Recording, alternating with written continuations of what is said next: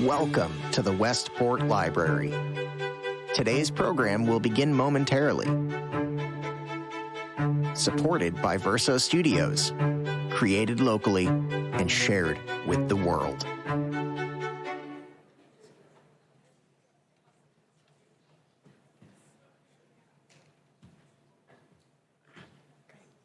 Good evening.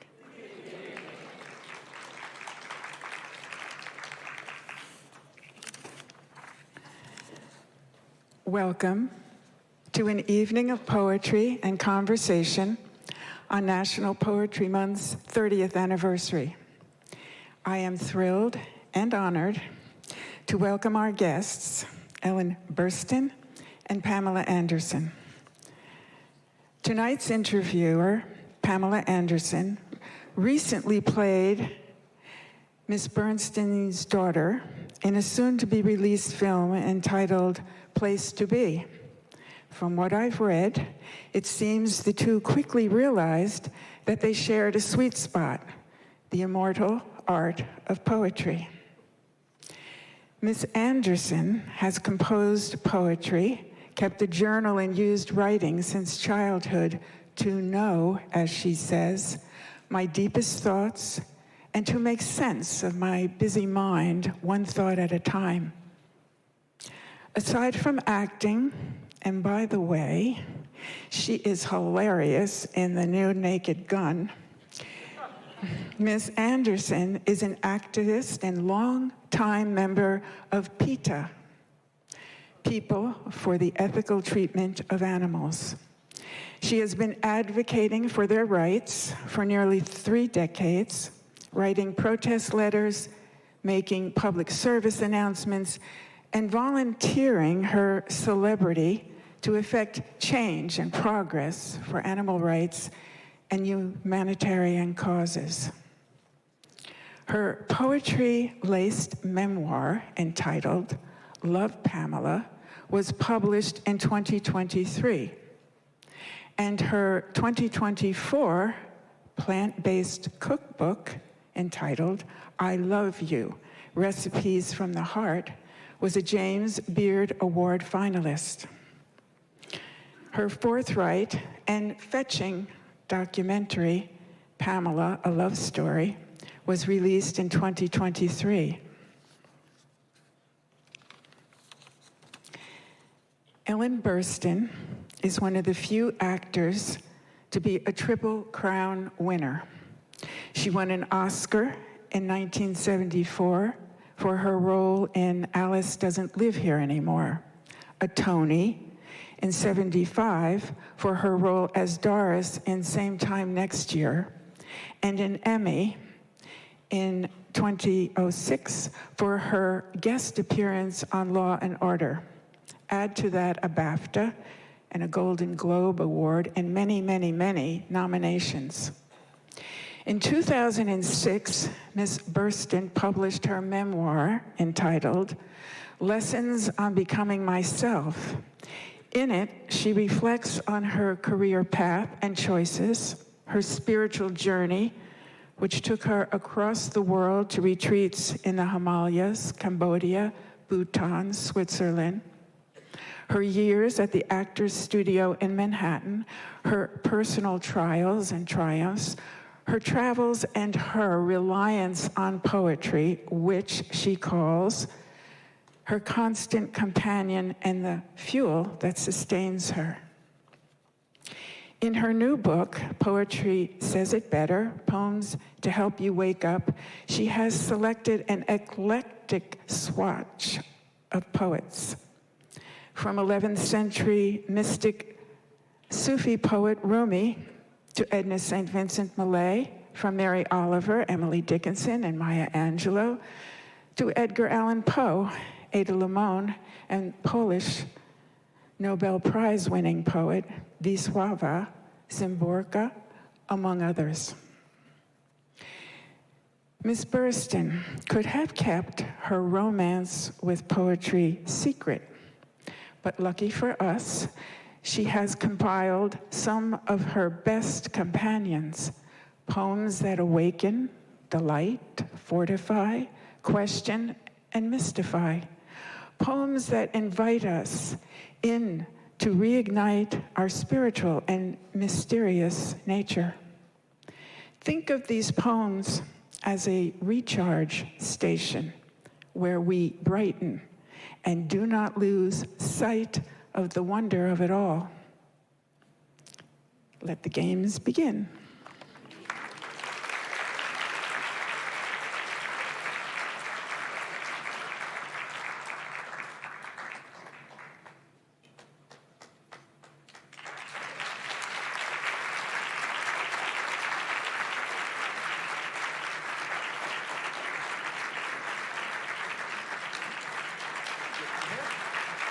Got it?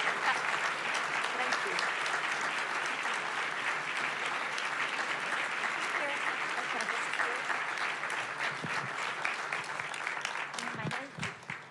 Thank you. Me and my basket. Okay, I got this. Hello. Hi. Wow. So nice to see all you lovely people on a rainy day. Thank you for coming out. Appreciate it. Yeah, it's a nice thing to do on a rainy, well, it's not raining anymore. A nice cloudy day. And we're going to talk about poetry, which is, We just did a movie together in Australia, and she played my daughter. And that's why I asked her to come today and keep up our familial relationship. I know, what an honor. And what an honor to be here today to talk about this really beautiful book. I was so excited when I read it. And first of all, I thought, I'm not doing it justice. I'm talking to my friends about this book and how important it is, and I'm just not doing it justice. It doesn't sound, but it's so great. You're gonna love it. It is, it's gonna be one of my companion pieces that I'm gonna carry around with me, because I think in a world, the way it is right now, it's very important to be, reading poetry, getting involved, living a poetic life. And I think this is so inspirational. So I'm so happy that you did this. Thank you, me too. Yes, I know. So now you have to tell us, why did you do it? Why did you write a book of poetry? About poetry, sorry. Yeah, the reason why is because one day I was in the gym with my trainer, and I had this Mary Oliver poem in my head that I just loved, and I just wanted to recite it to her. And I said, "Do you read poetry?" And she went, "No." I went, "Oh, I see. Okay." And then a little later, we went upstairs where she was to give me a massage, and I picked out a Mary Oliver poem, and I read that one to her. And she said, "Oh, well, that's not sappy." I thought, sappy? Wow. Do people not know what poetry is? Is that possible? So just coincidentally, my literary agent one day said to me, "You love poetry. Why don't you write a book about poetry?" And I said, "I will, and it'll be for people who don't know poetry." So that was the purpose of the book, and I must say I'm very gratified from quite a few people who have read it, who are not poetry lovers, who actually liked it.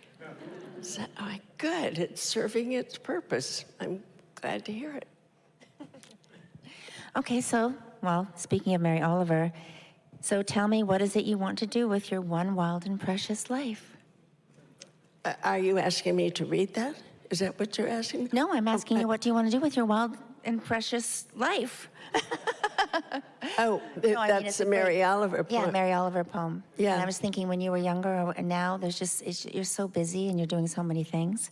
I can't understand her at all. Oh, God.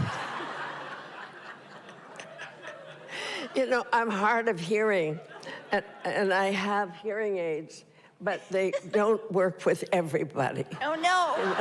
I noticed that on the film, too. She kept saying, "Speak up. You got to speak up." And I was like, "Ah." Okay, so tell me what you just said. I just said, so tell me what it is you want to do with your one wild and precious life. That's a line in a Mary poem, Oliver. a Mary Oliver poem. Yes. And I think I'm doing it, am I not? Exactly, you're doing it. You are so doing it.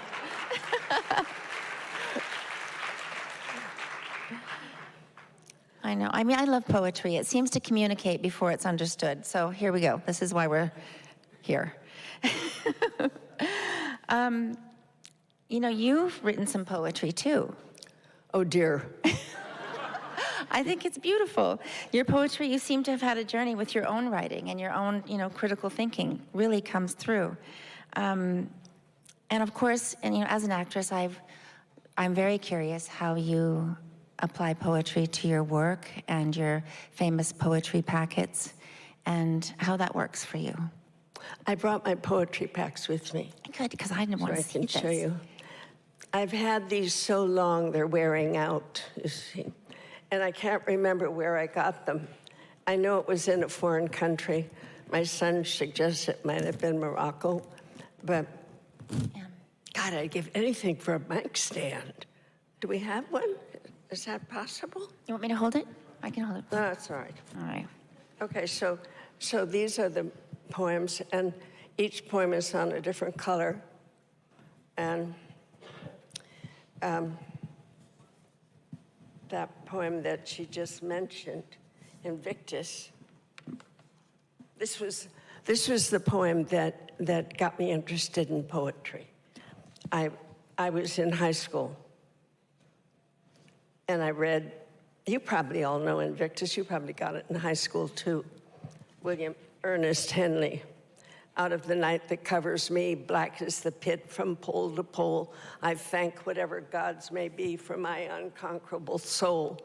In the fell clutch of circumstance, I have not winced nor cried aloud.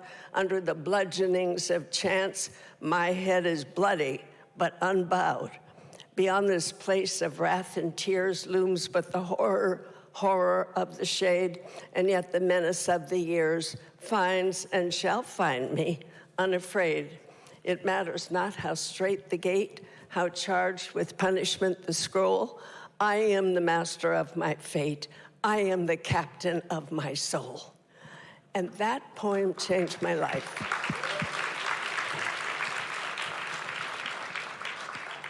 I was just like, I think I was maybe 15, high school age anyway, and I went, that's it.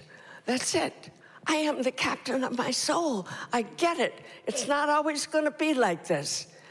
I'm going to have a different life. It inspired me, and it guided me, and it invited me, and it changed my life. Yes, do that. That'll be so much. I actually put that poem on my kids' walls at boarding school, and they got a lot out of that poem too. That's probably one poem that they actually can remember and know. It's a great poem. The Mary Oliver one? No, Invictus. Oh, Invictus, yes. Yes. Yeah, they taught it in high school.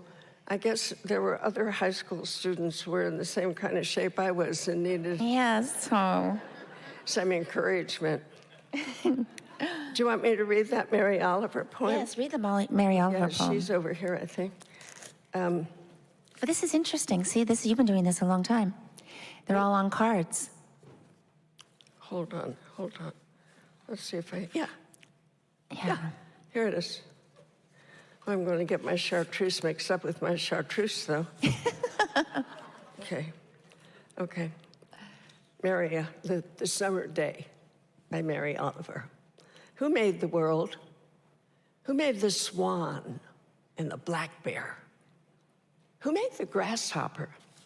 This grasshopper, I mean, the one who has flung herself out of the grass, the one who's eating sugar out of my hand, who's moving her jaws back and forth instead of up and down, who is gazing around with her enormous and complicated eyes. Now she lifts her pale forearms and thoroughly washes her face. Now she snaps her wings open and flies away.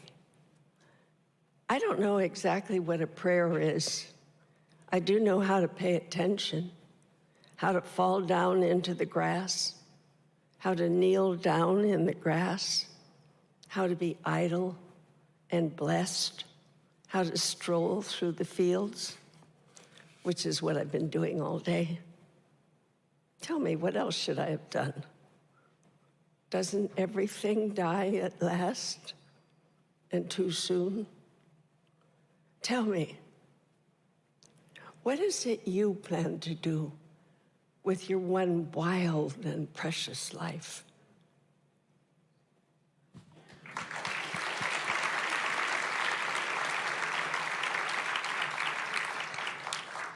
So that's poetry, you know? That's what it does to you. It speaks to you. It speaks to your deep place in a deep way. Or at least that's what I've found. And how have you applied this to your work? Different films, are you... What? How do you apply these poetry packs to your work? Is it just different times you've discovered them, or are you searching for certain poems with different characters? Sometimes it just needs some kind of stimulation. Mm-hmm. You know? Sometimes I'm not quite sure who a prayer character is. What does she do that for? That's so weird.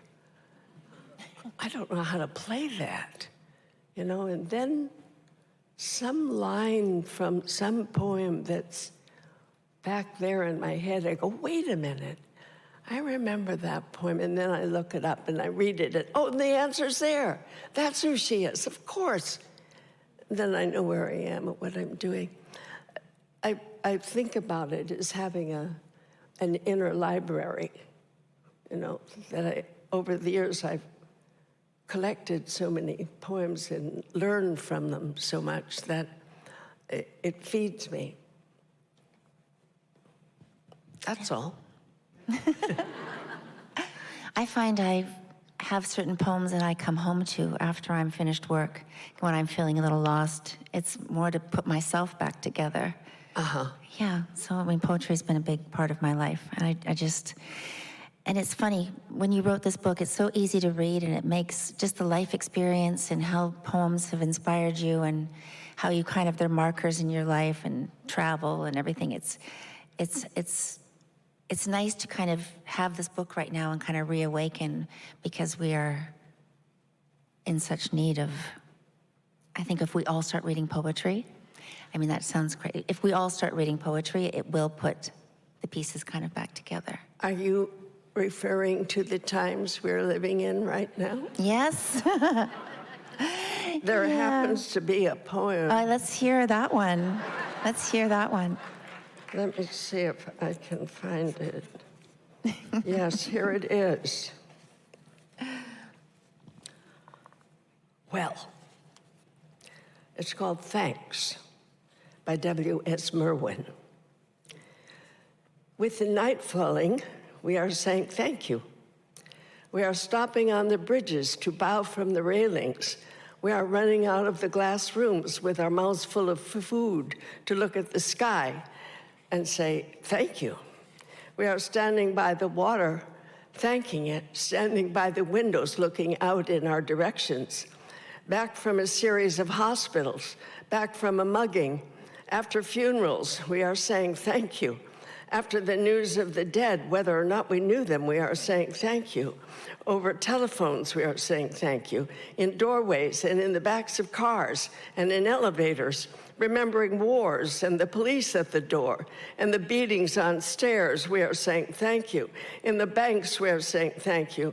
In the faces of the officials and the rich and of all who will never change, we go on saying thank you, thank you.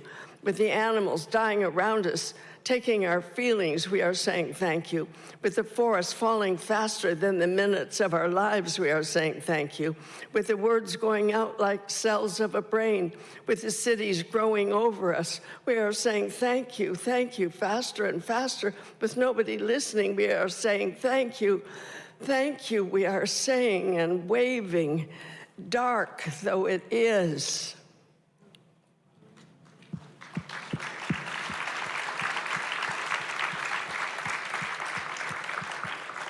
That's not one to cheer you up. Wake you up, maybe, but not cheer you up. Well, we can talk about love then. Talk about what? Let's talk about love. Love. Love.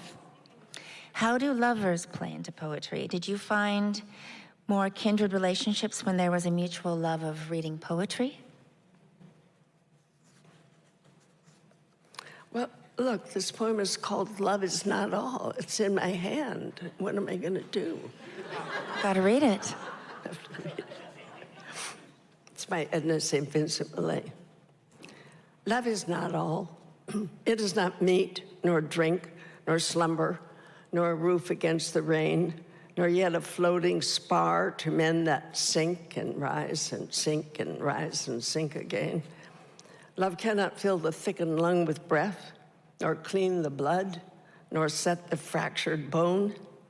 Yet many a man is making friends with death even as I speak, for lack of love alone. It well may be that in a difficult hour, pinned down by pain and moaning for release, or nagged by want past resolution's power, I might be driven to sell your love for peace, or trade the memory of this night for food. It well may be. I do not think I would. Okay.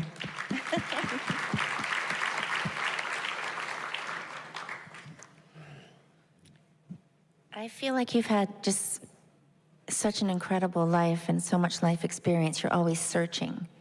And I think that's what I find this kindred spirit in you, is just to be, is a searcher. And I think, what about poems about travel? About what? Travel and experience and even spirituality.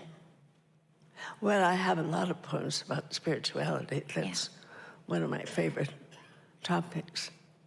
And certainly poetry is like a natural home for poems about spirit. I don't know if I have one handy here. Let me see. But I mean, I don't think we have to read a poem after every subject that we bring up. Just have to look at the book. There's lots of poems in there. That must have been hard to pick the poems. Huh? It must have been hard to pick the poems for the book. Yeah, well, they kind of picked me in a way because I just remembered, you know, chronologically as I was going along, I remembered the first poem I came across and then other ones that were very meaningful to me at a stage in my life. And it just kept, as I thought about the years going by, I thought about the poems that came to me. I mean, it's an interesting way. It's almost like another kind of biography. I know you've written your biography, but it's even more intimate. Yeah, I think the chapters of my life are in poetry. I mean, you know, there's a poem for each chapter. Kind of. Okay, here's the great Mary Oliver again. God, she just is so marvelous. Do people know her? You know Mary Oliver? Oh, she just was such a great poet. This is actually my favorite of hers. When Death Comes. When death comes like the hungry bear in autumn, when death comes and takes all the bright coins from his purse to buy me and snaps his purse shut, when death comes like the measles pox, when death comes like an iceberg between the shoulder blades, I want to step through the door full of curiosity, wondering what it's going to be like, that cottage of darkness. And therefore, I look upon everything as a brotherhood and a sisterhood. And I look upon time as no more than an idea. And I consider eternity as another possibility. And I think of each life as a flower, as common as a field daisy, and as singular. When it's over, I want to say, all my life, I was a bride married to amazement. I was a bridegroom, taking the world into my arms. When it's over, I don't want to wonder if I made of my life something particular and real. I don't want to find myself sighing and frightened or full of argument. I don't want to end up simply having visited this world.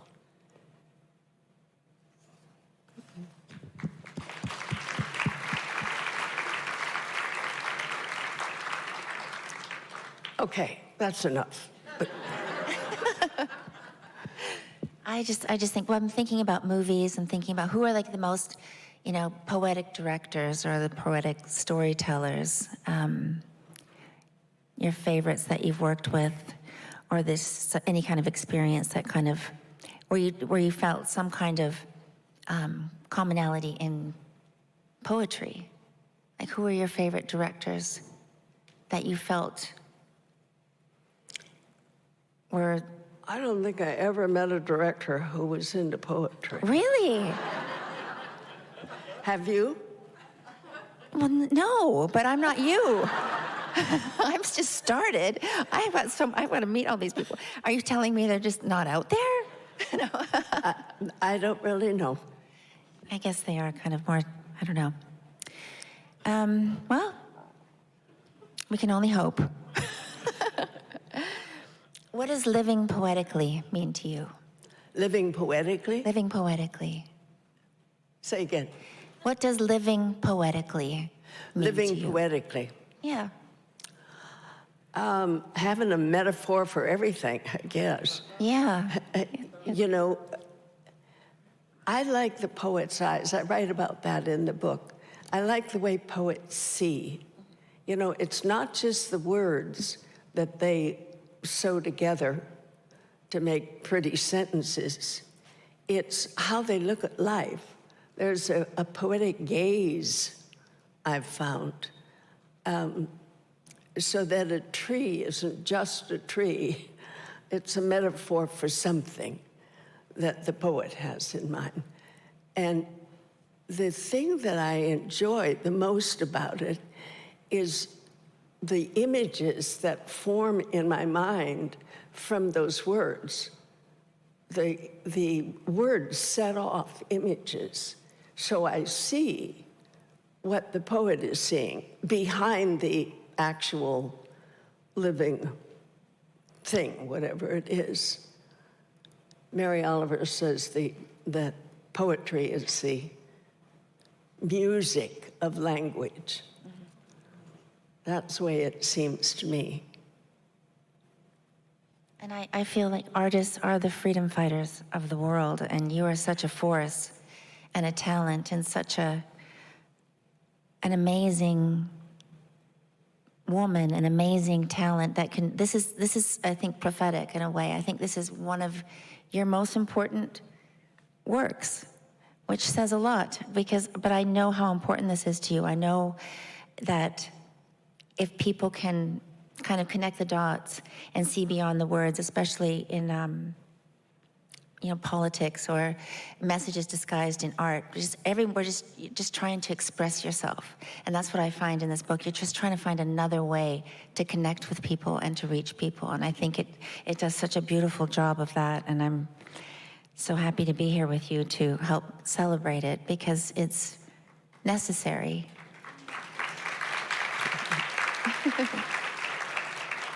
That's my girl. We didn't talk before this. We haven't talked in a while, have we? But I mean, time is an illusion. There, that's poetic. So what do you want people to take away from this book? The love of poetry, for goodness sakes. Going back to my trainer who thought poetry was roses are red, violets are blue. It was like a whole portion of her brain was undeveloped, is the way it seems to me. And I hope that this book helps people to enrich that portion of the brain that has been either just uninvolved with poetry, because it's just such a rich source of wisdom and fun. And it's a wake-up call. It can unlock ideas. It's inspirational. I thought of another poem from good. what I just said. It's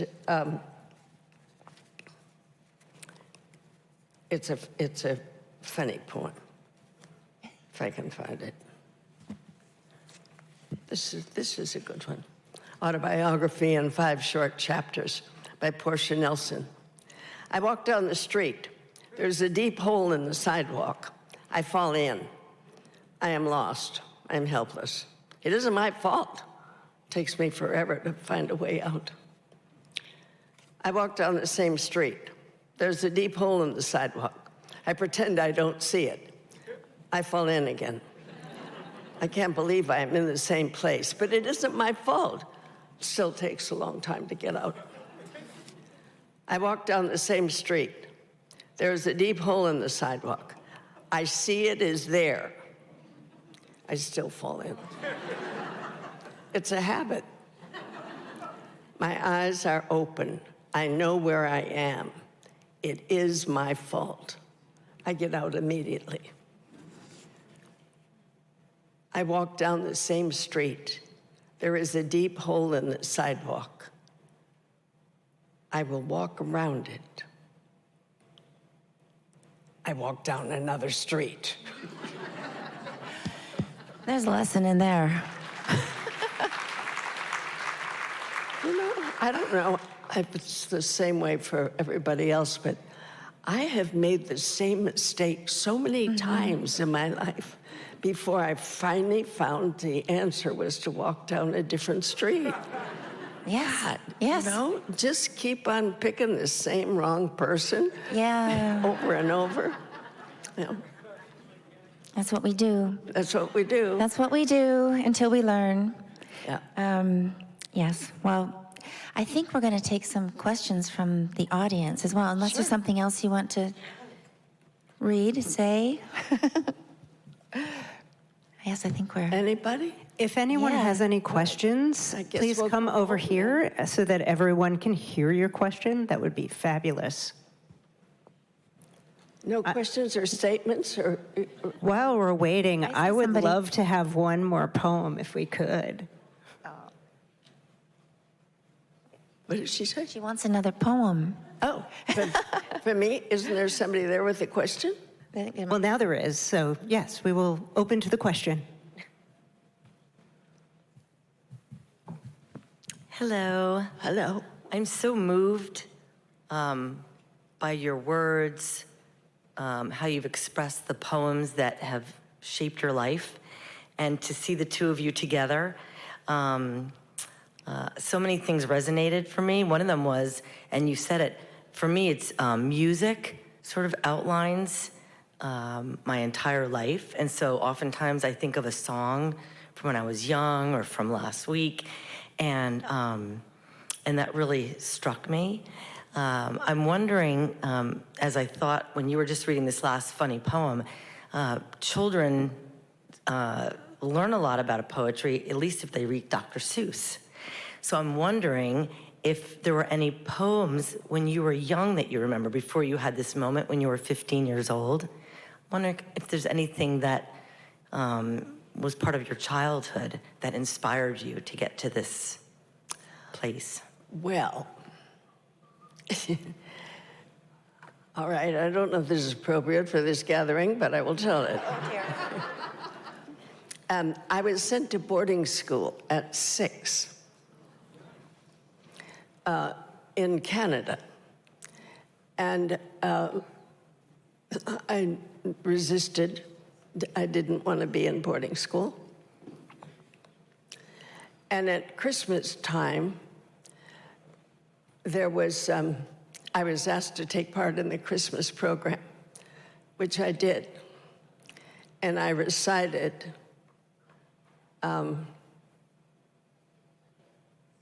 I think Mary Had a Little Lamb. It was one of those. And I finished it, And I remember the blackness of the audience, and I heard a woman in the front row say, "Isn't she cute?" And my thought was, I hope my mom heard that. Maybe she'll take me home. Oh. That was the beginning of my acting career. Wow. Wow. Yeah. Thank you. I'm so happy to see both of you here tonight. And just one request, if you have it. I understand that you enjoy Rumi, and you have a lot of Rumi poetry. So if you have one, I would love to hear it. Yeah, Thank you. I have Rumi right here. I love him. I had the wonderful experience, well, I wrote about it in the book, of going to his home and the place where he created his wonderful poetry in Turkey. It's an incredible thing. This is such a wise poem. It's called Guest House by Rumi. It's translated by Coleman Barks. This being human is a guest house. Every morning a new arrival, a joy, a depression, a meanness, some momentary awareness comes as an unexpected visitor. Welcome and entertain them all, even if they're a crowd of sorrows who violently sweep your house empty of its furniture. Still, treat each guest honorably. He may be clearing you out for some new delight. The dark thought, the shame, the malice, meet them at the door laughing and invite them in. Be grateful for whoever comes, because each has been sent as a guide from beyond.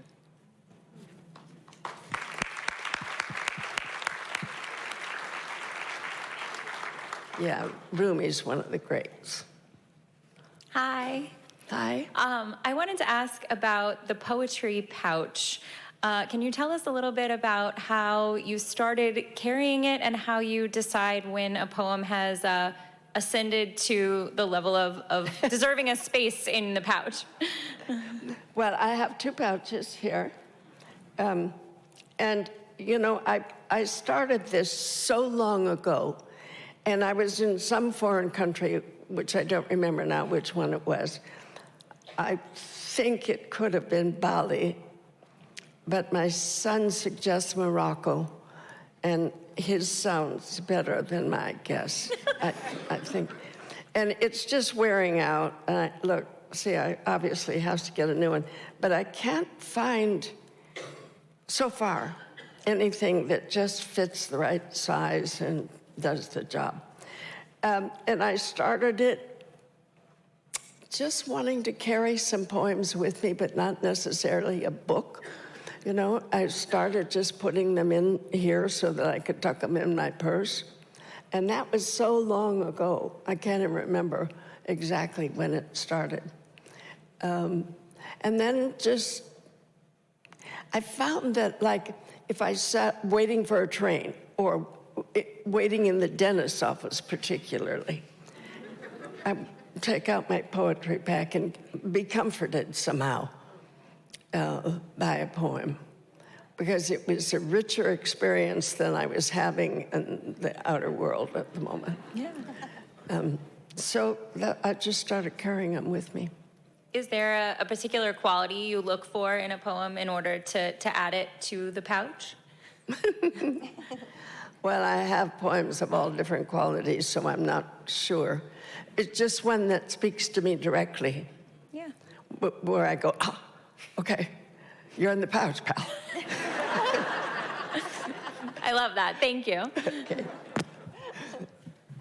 Hi, ladies. Ellen, I loved hearing your poems that you had written yourself, but my mother-in-law, I brought her here today because we bonded over, Pamela, your poems that you've been sending out in your emails, and she specifically loves the one about your sons that you wrote. I don't know if you're able to recite it today, but I would love to give that gift to her to hear it live. Oh, dear. Well, I'm sorry. I've written many poems about my sons. Well, any of the sons in general, just for Just her the to sons, hear. Yeah. my sons. I don't know if I can you think know of any anything. off the top of your head. Yeah. Terrible. I don't. And I'm going to have to start carrying a poetry packet. Yeah. But I find I don't know if I never knew I was writing poetry. I remember people would say to me, "Oh, I love that poem you wrote me." And I said, "I just wrote you a letter. I wrote you a note." And then I started realizing it had a cadence. It had just streams of consciousness. So I've never really learned how to write a poem, but I just love metaphors, and I feel like I can express myself better in certain ways. But so thank you for calling it a poem. Yeah. I don't know if it even was intended that way. Write some more now. I am going to write. I write every day, but I guess I don't know if I'm writing poetry. But thank you. Hi there. Ellen, you had said that the poems in the book, they sort of picked you to be in the book. And I was wondering if both of you or either of you felt that way about your acting roles, if you felt like those came to you at a time in your life when you needed them or when you might have gotten something specific out of them. Have you got an answer? Well, I'm finding lately, yes, I feel like every film heals a different part of you. Like you think when you read a script and you really love it and you go, oh no, that's what I got to deal with right now. I feel like it's a very specific thing, just in my recent experience, but it's better than therapy, making a movie. The story that just came to mind was for the last picture show.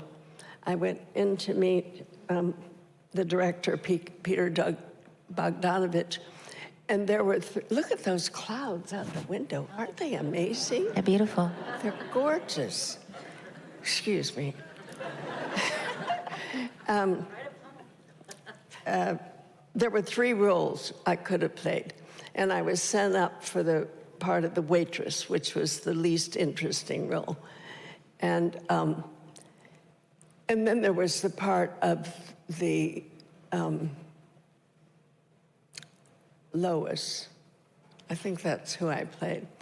There was a character who was going through a terrible divorce. And there was another, there were 3 of them. And Peter had me read all 3 parts.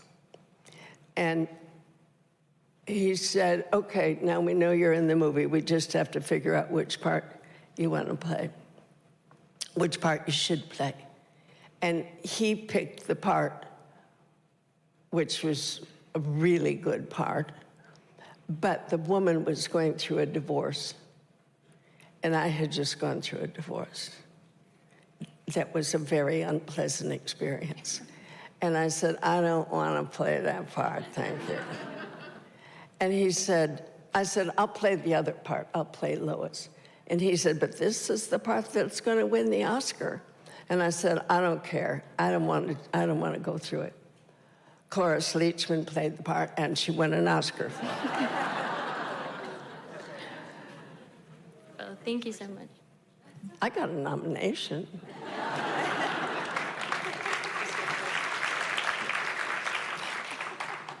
Hello, I'm big fans of both of you. I saw Miss Anderson at Williamstown this past summer, and you were amazing.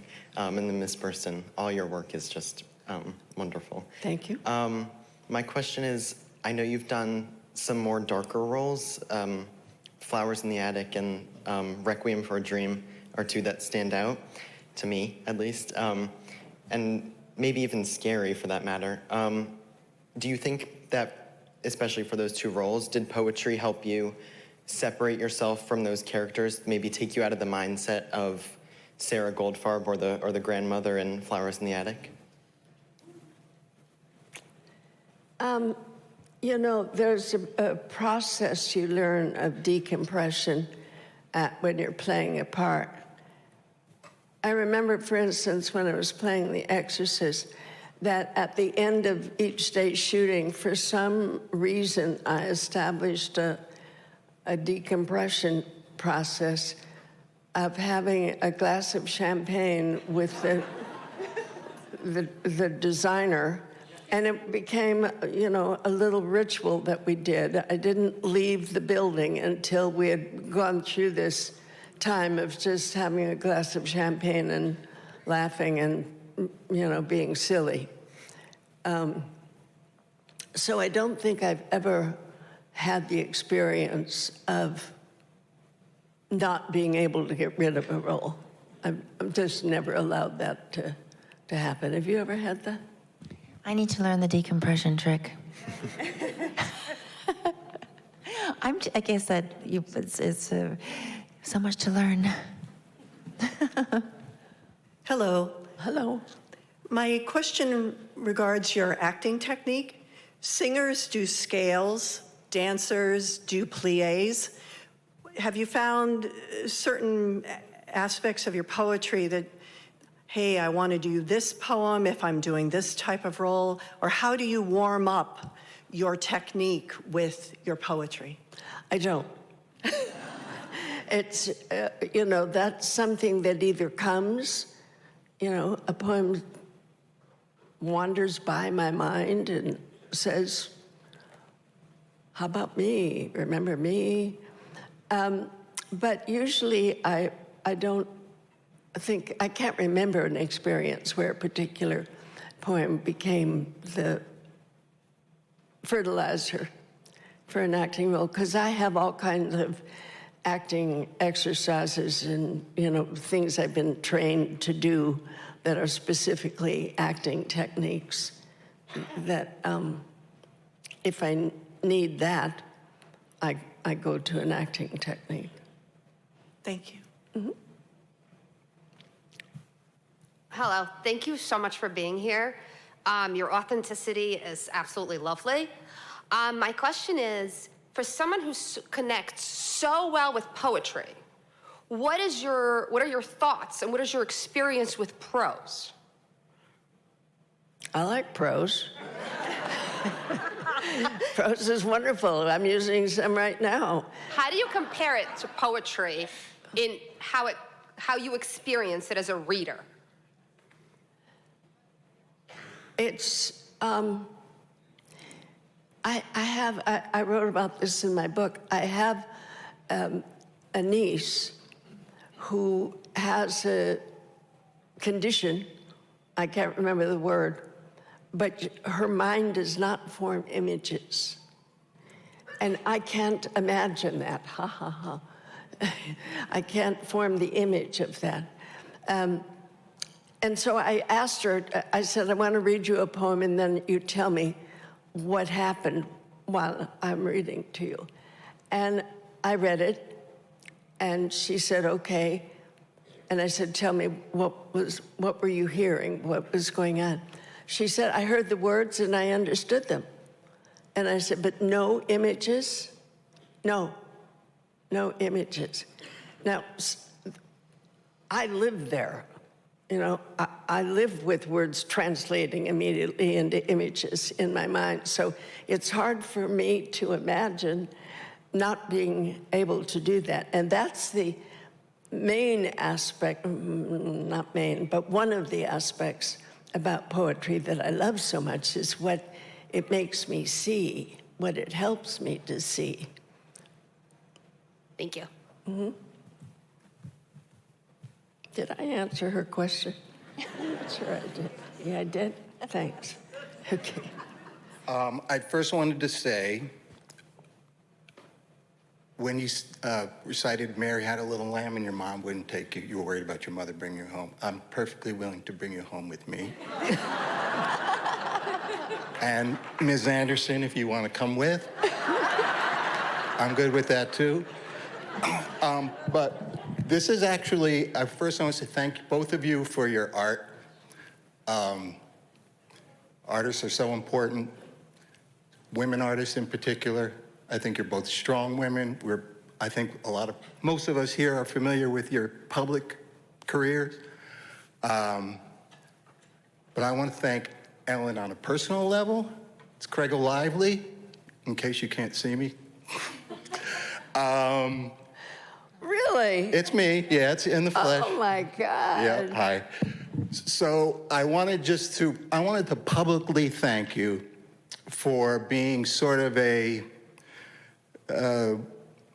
inspiration, because watching your dedication to your art helped me to be dedicated to my art.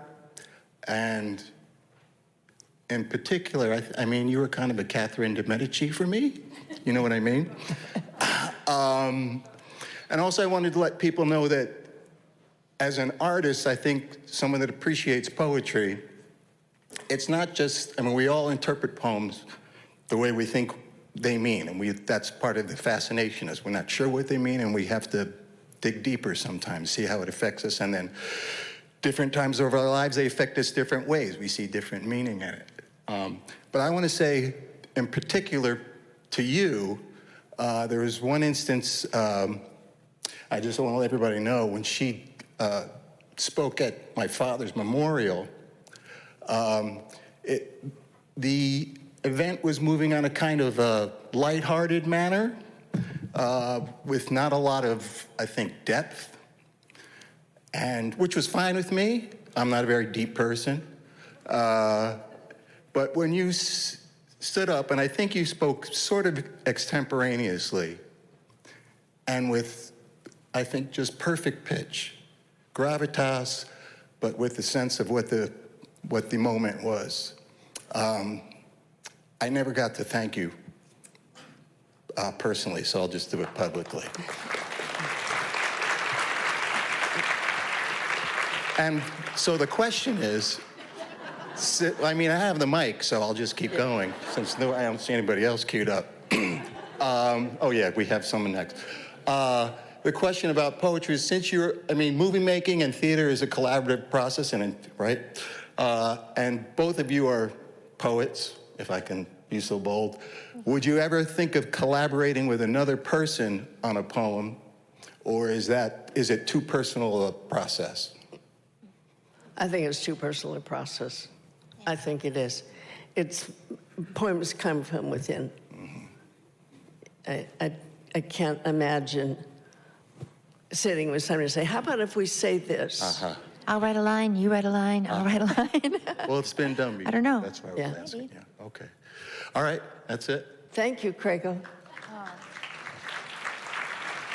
He painted the most beautiful coffee table I ever saw in my life, and it sits in my living room to this day. And he painted it in my basement. Because you allowed me the freedom to let my mind and my art flow. That's why it came out the way it did, so thank you. I just wondered if you could talk about, in the book you have relationships with poets, whether they are Maya Angelou or your friend Rain, and I just wanted to hear you talk a little bit about what it's like to be a friend of a poet, and how that art comes through in that relationship. Well, Rain is my oldest and best friend. She just turned 101 a couple of months ago. And I was saying downstairs, she still wears high heels and tight blue jeans and a low-cut blouse and sexy hair. And she's a wonderful poet. And every once in a while, she writes a poem, and then I have a special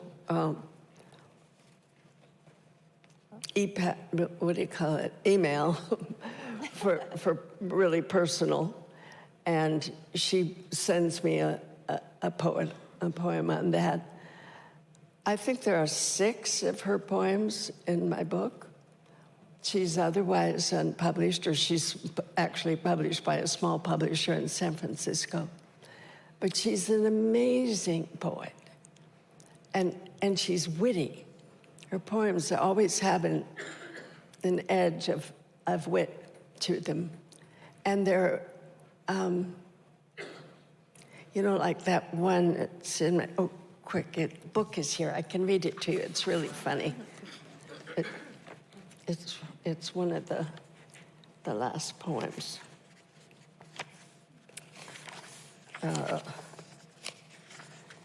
It's called If Death Had a Camera, by Rain O'Brien. If death had a camera and I had 5 minutes, what would I do? Oh my God, what would I wear? Earrings or not? Sheathed in starry sequins and cool on a black leather bar stool? Making a fist? raising my perfectly manicured middle finger and punching up, my message for all eternity, or a penitent clad in simple cotton of sinless blue, like the shadow of a lamb, sandals from the weary racks of the Salvation Army. Wait, it's late, tell the truth. I would do what I always do, try and make them love me.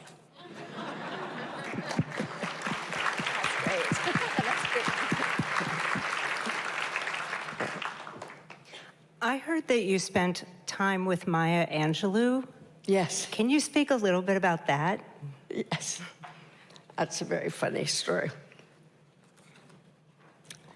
So Maya Angelou and I did a movie together called How to Make an American Quilt.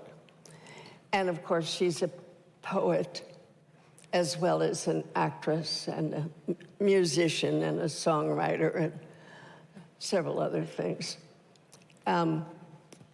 But when she found out that I liked poetry, she invited me into her trailer. So I would go in there at our lunch break, and she would read to me or recite to me the latest poem that she wrote, or song, and sometimes she would sing to me. Whatever it was, whether it was a poem or a song, it always made me cry.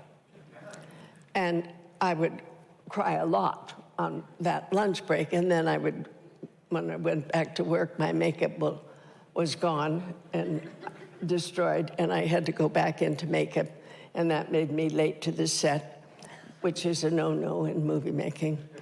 And finally, the producer spoke to me and said I was forbidden to go into Maya Angelou's trailer anymore.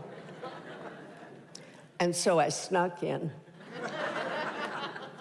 But I brought 2 Q-tips with me so that what I would do was I would lay down on her couch and go, okay, hit me.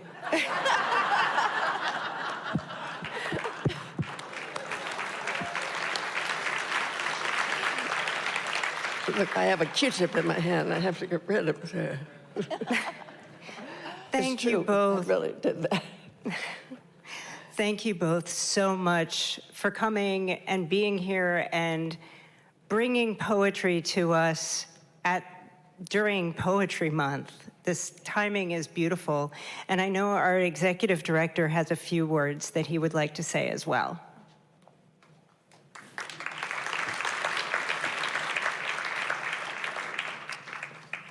Good evening, everyone. Bill Harmer, Executive Director of Westport Library. Thank you for being here tonight. Emily Dickinson wrote, "Forever is composed of nows. 'Tis not a different time, except for infiniteness and latitude of home." That's what this evening has been about. Paying attention to now while we are lucky enough to be in the same room together. Ellen, Pam, thank you so much for reminding us that poetry is not an escape from life, but a way of waking up inside it. Oh, that's great. Thank you. Thank you.